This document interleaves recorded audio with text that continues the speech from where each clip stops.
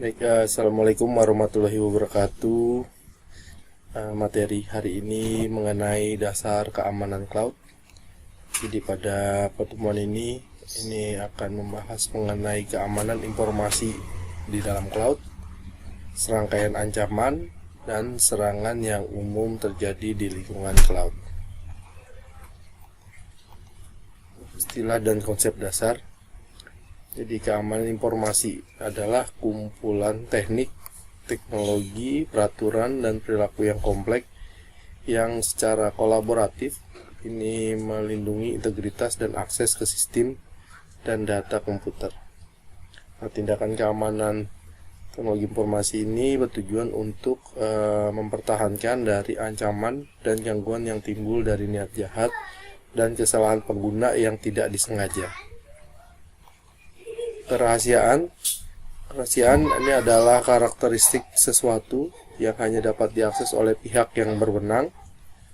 Dan dalam lingkungan cloud, kerahasiaan ini terutama berkaitan dengan pembatasan akses ke data dalam data ketika transmit dan ketika penyimpanannya.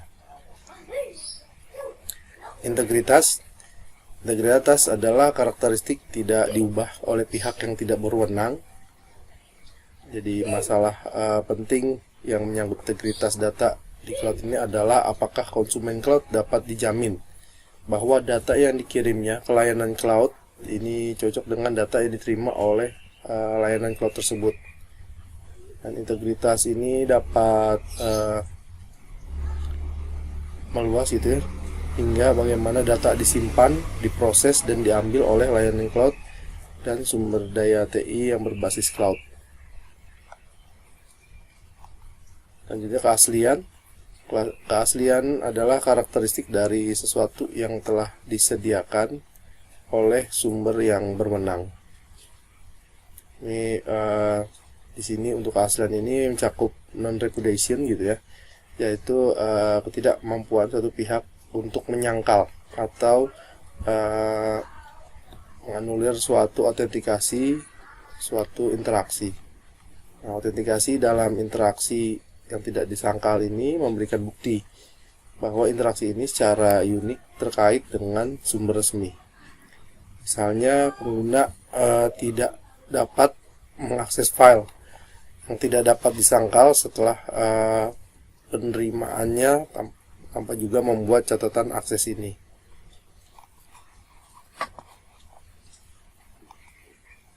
Selanjutnya ketersediaan ini adalah karakteristik dapat diakses dan digunakan selama periode waktu tertentu.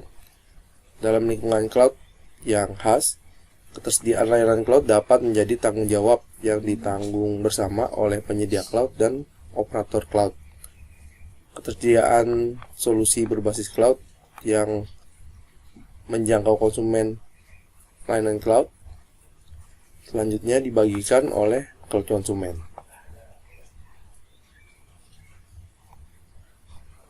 Terus ada ancaman. Ancaman adalah potensi pelanggaran keamanan yang dapat menantang pertahanan dalam upaya melanggar privasi dan atau menyebabkan kerusakan. Ancaman yang terjadi secara manual dan otomatis dirancang untuk mengeksploitasi kelemahan yang diketahui atau juga disebut sebagai kerentanan sistem. Nah, ancaman yang dilakukan ini dapat menghasilkan suatu serangan. Kerentanan adalah kelemahan yang dapat dieksploitasi baik karena dilindungi oleh kontrol keamanan yang tidak memadai atau karena kontrol keamanan yang ada ini dibatasi oleh serangan. Karena sumber daya TI dapat disebabkan oleh berbagai macam penyebab gitu ya, termasuk kekurangan konfigurasi, kelemahan kebijakan keamanan, kesalahan pengguna, kelemahan perangkat keras atau firmware, atau juga bug dari perangkat lunak dan arsitektur keamanan yang buruk. Risiko ini adalah kemungkinan kerugian atau kerugian yang timbul dari melakukan suatu aktivitas. Risiko biasanya diukur menurut tingkat ancamannya dan jumlah kerentanan yang mungkin atau diketahui. Ada dua metrik yang dapat digunakan untuk menentukan risiko untuk sumber daya TI. Nah, ini ada metrik pertama, kemungkinan terjadinya ancaman untuk mengeksploitasi kerentanan dalam sumber daya TI. Yang kedua, ekspektasi kerugian atas sumber daya TI yang dikompromikan. Selanjutnya, kontrol keamanan. Kontrol keamanan ini adalah tindakan pencegahan yang digunakan untuk mencegah atau menanggapi ancaman keamanan dan untuk mengurangi atau untuk menghindari risiko. Nah, detail cara menggunakan tindakan pencegahan keamanan ini biasanya dalam kebijakan keamanan yang berisi serangkaian aturan dan praktek yang menentukan cara menerapkan sistem, layanan, atau rencana keamanan untuk perlindungan maksimum sumber daya TI yang sensitif dan kritis. Mekanisme keamanan. Tindakan penanggulangan ini biasanya dijelaskan dalam hal mekanisme keamanan yang merupakan komponen yang terdiri dari kerangka kerja defensif untuk melindungi sumber daya informasi dan layanan TI. Kebijakan keamanan menetapkan seperangkat aturan dan peraturan keamanan.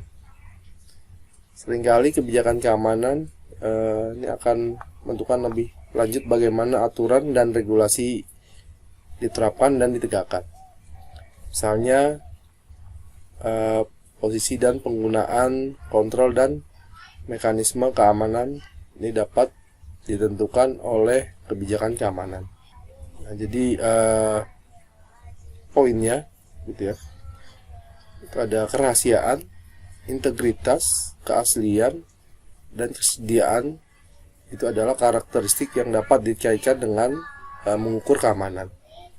Ancaman, kerentanan, dan risiko itu terkait dengan pengukuran dan penilaian ketidakamanan atau kekurangan keamanan. Kontrol, mekanisme, dan kebijakan keamanan ini terkait dengan penetapan tindakan pencegahan dan pengamanan dalam mendukung peningkatan keamanan. Nah, selanjutnya ada agen ancaman. Nah, agen ancaman ini adalah entitas yang menimbulkan ancaman karena mampu melakukan suatu serangan. Nah, ancaman keamanan cloud ini dapat berasal secara dari internal maupun dari eksternal, dari manusia atau dari program perangkat lunak. Ini ada gambar di samping, ya. Jadi gambar ini mengilustrasikan peran yang diambil oleh agen ancaman dalam kaitannya dengan kerentanan, ancaman, dan risiko, dan perlindungan yang diterapkan oleh kebijakan dan keamanan mekanisme. Penyerang anonim. Penyerang anonim ini adalah konsumen layanan cloud yang tidak terpercaya atau tanpa izin di cloud. Biasanya adalah sebagai program perangkat lunak eksternal yang dapat menjalankan suatu serangan di tingkat jaringan melalui jaringan publik. Jadi ketika si penyerang anonim ini memiliki informasi gitu ya tentang kebijakan dan peralatan keamanan, nah, informasi tersebut dapat menghambat mereka untuk menghapuskan serangan yang efektif. Karena itu penyerang anonim seringkali melakukan tindakan seperti melewati akun pengguna atau mencuri kredensial pengguna. Saat menggunakan metode yang memastikan anonimitas atau memerlukan sumber daya yang substansial untuk melakukan suatu serangan. Agen layanan berbahaya. Agen layanan berbahaya ini dapat mencegat dan meneruskan lalu lintas jaringan yang mengalir di dalam awan atau cloud. Nah, biasanya ada sebagai agen layanan, misalnya program yang berpura-pura sebagai agen layanan dengan logika yang disusupi, atau dia termasuk suatu program yang berbahaya. Nah, ini mungkin juga ada sebagai program eksternal yang mampu mencegat dan berpotensi merusak dari jarak jauh si suatu pesan yang dikirim. Penyerang terpercaya. Penyerang terpercaya ini berbagi sumber daya TI di lingkungan cloud yang sama dengan konsumen cloud dan berupaya mengeksploitasi kredensial yang sah untuk menargetkan penyedia cloud dan penyewa cloud yang dimana mereka ini berbagi sumber daya IT-nya. Jadi ini tidak seperti penyerang anonim. Penyerang terpercaya ini biasanya menjalankan serangan dari dalam, gitu ya, dari dalam cloud dengan menyalahgunakan kredensial yang sah. Penyerang terpercaya ini dapat menggunakan sumber daya TI berbasis cloud untuk berbagai eksploitasi, termasuk peretasan, proses autentikasi yang lemah, pemecahan enkripsi, spam akun email, atau untuk melancarkan serangan umum. Misalnya di sini serangan denial of service. Orang dalam yang berniat jahat. Orang dalam yang berniat jahat ini adalah agen ancaman yang bertindak atas nama atau terkait dengan penyedia cloud. Mereka ini biasanya adalah karyawan atau mantan karyawan atau pihak ketiga dengan akses ke tempat penyedia cloud. Jenis agen ancaman ini membawa potensi kerusakan yang luar biasa karena di sini mereka ini bisa memiliki hak administratif, gitu ya, karena mereka orang dalam, gitu ya, dia punya hak administratif untuk mengakses sumber daya TI konsumen cloud. Nah, jadi kesan yang tadi, jadi penyerang anonim itu adalah agen ancaman tidak terpercaya, gitu ya, yang biasanya mencoba menyerang dari luar batas awan. Juga ada agen layanan jahat, dia bisa memotong komunikasi jaringan dalam upaya untuk menggunakan atau menambah data. Juga ada penyerang terpercaya, ini dia sebagai konsumen layanan cloud resmi dengan kredensial yang sah yang digunakan untuk mengeksploitasi akses ke sumber daya TI berbasis cloud.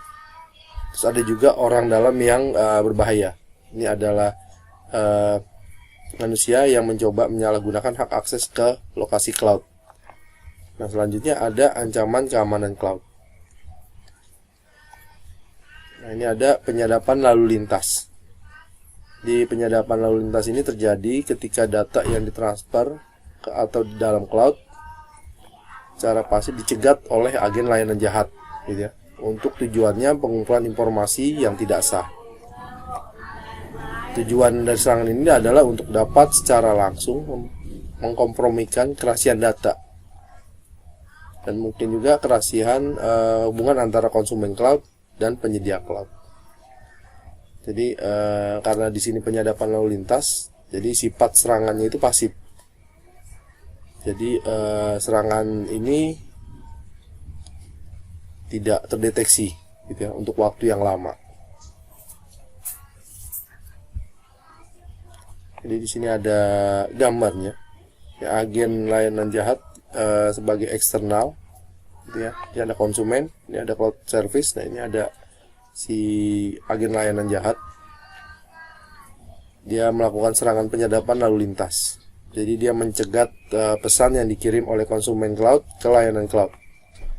Dan juga agen layanan ini bisa membuat salinan pesan, ya, copy message yang tidak sah sebelum dikirim melalui jalur aslinya ke layanan cloud. Ancaman perantara berbahaya. Di ancaman perantara berbahaya ini muncul saat pesan dicegat dan diubah oleh agen layanan jahat, sehingga berpotensi membahayakan kerahasiaan atau integritas pesan. Mungkin juga bisa memasukkan data berbahaya ke dalam pesan sebelum meneruskannya ke tujuan. Nah, ini ada seperti ini gambarnya. Jadi di sini ada konsumen ngirim data. Nanti di tengah-tengah ini agen layanan jahat ini dia ambil, modifikasi pesan yang dikirim oleh konsumen, gitu ya. Terus nanti dia akan tambahkan, itu, dia ada data yang berbahaya di dalam pesannya, dan untuk menyerang si virtual server. Jadi virtual servernya bisa dikompromikan, gitu ya. Jadi melalui pesan yang diambil dan dirubah, dan adanya suatu data yang berbahaya. Denial of service. Jadi tujuan dari serangan denial of service ini adalah untuk membebani sumber daya TI ke titik di mana mereka tidak dapat berfungsi dengan baik. Nah, biasanya serangan ini melalui beberapa cara, gitu ya. Di sini ada satu, beban kerja pada layanan cloud ini meningkat secara artifisial dengan pesan imitasi atau berulang permintaan komunikasi. Terus jaringan dibebani dengan lalu lintas untuk mengurangi daya tanggap dan melumpuhkan kinerjanya. Dan juga ada beberapa permintaan layanan cloud dikirim yang masing-masing dirancang untuk menggunakan memori yang berlebih dan sumber daya pemrosesan, gitu ya. Jadi CPU-nya lebih, RAM-nya juga berlebih. Ini seperti gambar berikut. Jadi ini adalah konsumen cloud A mengirimkan, ya, penyerangnya A, dia mengirimkan beberapa pesan ke layanan cloud, gitu, sini, yang dihosting di server virtual A. Nah, ini akan membebani kapasitas server fisiknya, gitu ya. Kebetulan di sini server fisik ini ada dua virtual server untuk customer A sama customer B, gitu. Jadi karena dia dibebani server fisiknya, ini menyebabkan adanya pemadaman, gitu ya. Jadi di shutdown nih, server fisiknya di shutdown. Jadi si server A dan B ini dia akan shutdown, gitu ya. Nah, akhirnya ada konsumen B yang akan mengakses, jadi tidak bisa, gitu ya, di sini. Karena tadi ada serangannya dari konsumen A, gitu ya. Itu serangan denial of service. Selanjutnya ada otorisasi tidak memadai. Di serangan otorisasi yang tidak memadai ini terjadi ketika akses diberikan kepada penyerang, gitu ya, secara keliru atau terlalu luas, gitu, sehingga penyerang ini mendapatkan akses ke sumber daya TI yang biasanya dilindungi. Nah, di sini kenapa bisa terjadi, gitu ya? Jadi karena penyerang ini mendapatkan akses langsung ke sumber daya TI yang diterapkan dengan asumsi bahwa mereka hanya dapat diakses oleh program konsumen yang terpercaya. Seperti ini ya. Ini ada cloud consumer A, ini attackernya, dia memperoleh akses ke database ini. Jadi diasumsikan ini hanya bisa diakses melalui layanan web dengan kontrak layanan yang dipublikasikan. Misalnya ini database ini hanya boleh diakses oleh konsumen B, ternyata A ini akan diakses, gitu. Jadi ini otorisasi tidak memadai. Nah, ada juga variasi dari serangan otorisasi tidak memadai. Ini dikenal sebagai autentikasi lemah. Nah, ini dapat terjadi ketika kata sandinya lemah atau akun bersama digunakan untuk melindungi sumber daya TI. Dalam lingkungan cloud, jenis serangan ini dapat menyebabkan dampak yang signifikan. Ini tergantung pada jangkauan sumber daya TI dan jangkauan akses ke sumber daya TI yang diperoleh oleh si penyerang. Nah, seperti ini. Jadi ini penyerang, dia pecahkan kata sandi yang lemah, gitu ya, oleh konsumen cloud A. Nah, akibatnya dia coba masuk, gitu ya. Konsumen layanan cloud yang berbahaya ini dia bisa menyamar sebagai konsumen layanan cloud A untuk mendapatkan akses ke jaringan berbasis cloud, gitu. Jadi di sini karena dia sudah mendapatkan username dan password, karena autentikasinya lemah, gitu ya. Karena tadi mungkin bisa aja dari kata sandinya terlalu mudah, bisa disadap, gitu ya. Nah, jadi bisa digunakan sama dia untuk login. Yang otorisasi tidak memadai. Terus selanjutnya ada serangan virtualisasi. Nah, di sini virtualisasi ini memberi banyak konsumen cloud ke akses sumber daya TI yang berbagi perangkat keras, gitu ya. Tetapi secara logis ini terisolasi satu sama lain, gitu ya. Hardware sama, tapi dia terisolasi oleh si virtual. Karena penyedia cloud ini memberikan akses administratif kepada konsumen cloud ke sumber daya TI secara virtualisasi. Nah, ini ada risiko yang dapat dialami oleh konsumen cloud ketika ada penyalahgunaan akses untuk menyerang sumber daya TI fisik. Nah, serangan virtualisasi mengeksploitasi kerentanan dalam platform virtualisasi untuk membahayakan kerahasiaan, integritas, dan ketersediaan. Nah, di sini di gambar ini gitu ya. Ini dimana penyerang terpercaya ini berhasil mengakses server virtual untuk mengkompromikan server fisiknya, gitu ya. Dengan dimana satu sumber daya TI fisik ini dapat menyediakan sumber daya TI virtual untuk beberapa konsumen cloud. Nah, ini bisa dapat memiliki dampak yang signifikan, gitu ya. Ini ada contoh studi kasus. Jadi berdasarkan penilaian aplikasi internalnya, gitu ya, analis ATN, suatu perusahaan ATN, ini mengidentifikasi serangkaian resiko. Salah satu resiko yang terkait dengan aplikasi MyTrendex, gitu ya. Jadi ada suatu aplikasi yang diadopsi dari OTC, gitu ya, dari perusahaan yang baru diakuisisi oleh ATN.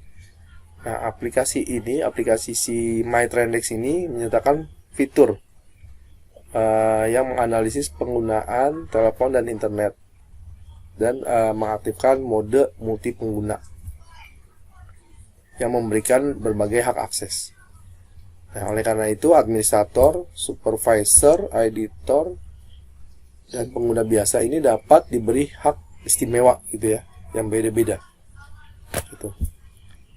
Nah, ini pengguna aplikasi ini mencakup pengguna internal dan pengguna eksternal. Jadi ada pengguna internalnya sama eksternal untuk aplikasi MyTrendex. Itu misalnya ada untuk pengguna eksternal tuh mitra bisnis, kontraktor, gitu ya, yang terkait dengan si ATN. Nah, si MyTrendex ini menimbulkan jumlah tantangan keamanan yang berkaitan dengan penggunaan oleh internal staffnya, gitu ya. Apa saja? Di sini ternyata ditemukan autentikasi tidak memerlukan, gitu ya, tidak memerlukan autentikasi atau menerapkan kata sandi yang rumit, itu. Nah, juga komunikasi dengan aplikasinya ini tidak dienkripsi, ya. Dan adanya peraturan Eropa, gitu ya, TELREC, untuk mengharuskan jenis data tertentu yang dikumpulkan oleh aplikasi itu harus dihapus setelah 6 bulan. Jadi ada data-data yang dikumpulkan oleh aplikasi itu harus dihapus, kayak lognya, gitu ya. Nah, ATN ini berencana untuk memigrasikan aplikasi ini atau ke cloud, gitu ya. Si aplikasi MyTrendex ini mau ditaruh di cloud melalui lingkungan platform as a service. Jadi dia nyewa platform as a service. Nah, tapi karena tadi ditemukan itu ada ancaman dari aplikasi ini adalah autentikasi yang lemah dan kurangnya kerahasiaan, gitu ya, yang didukung oleh aplikasi. Jadi si ATN ini mempertimbangkan kembali, gitu ya, perlu ditaruh di cloud apa tidak aplikasinya. Nah, ternyata dari penilaian risiko ini mengungkapkan jika aplikasi dimigrasikan ke lingkungan cloud secara platform as a service, gitu ya. Jadi yang akan dihosting oleh cloud ini berada di luar Eropa. Kadang peraturan lokal ini mungkin bertentangan dengan peraturan Eropa, gitu ya.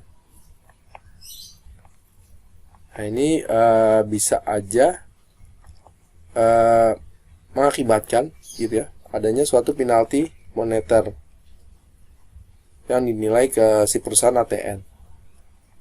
Nah, jadi dari dasar situ gitu ya, jadi ada masalah peraturan, terus ada autentikasi yang lemah gitu ya, karena tidak ada menerapkan kata sandi yang rumit, terus juga komunikasi aplikasi yang nggak dienkripsi. Nah, jadi si ATN ini dia memutuskan untuk tidak melanjutkan migrasi si aplikasi ini ke cloud gitu. Ini adalah studi kasus dari perusahaan ATN, yang dimana setelah di manajemen risiko ternyata suatu aplikasi itu banyak permasalahan atau tantangan keamanan yang berkaitan dengan aplikasinya gitu. Terima kasih.